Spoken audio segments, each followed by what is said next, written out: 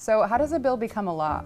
I'm Brianna Bierschbach. I'm a political reporter with NPR News, and I'm going to tell you today while I'm making Rice Krispie treats. First, someone needs to have an idea. That can be for anything. It can be to change an old law, it can be to write a new one, and it can come from anyone, an individual, the governor, a state agency. But you have to remember, you need to get a state legislator on board. They're the only ones who can shepherd a bill through the process. Just as a reminder, there are 134 members of the House and 67 members of the Senate, and every single one of them can introduce a bill. That leads to a lot of bills, thousands.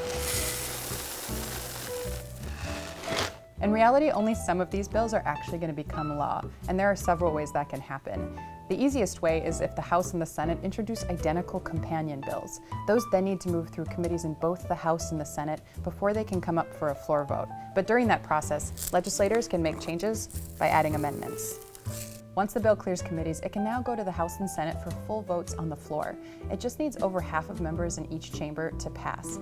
If the House and Senate manage to pass identical bills, it's ready to go off to the governor for signature or veto. But more often than not, the House and Senate bills are different. That's when they have to head to a so-called conference committee that has members from both chambers included on it. They work out their differences, and then they pass the bills on the floor one more time, and then they can send it to the governor.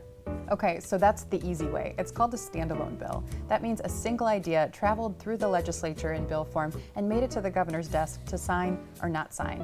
But more often than not, standalone bills are heard in committee and laid over for possible inclusion in an omnibus bill. What does that mean? I'll tell you in just 1 second. 2,000 years later. Okay, so an omnibus bill. This is a big budget or policy bill that wraps a bunch of ideas into one.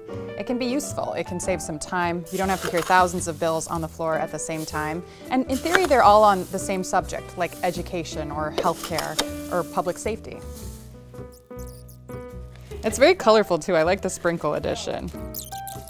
But sometimes it's controversial.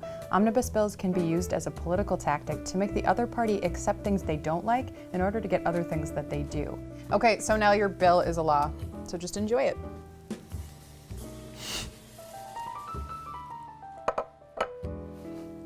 It's very good.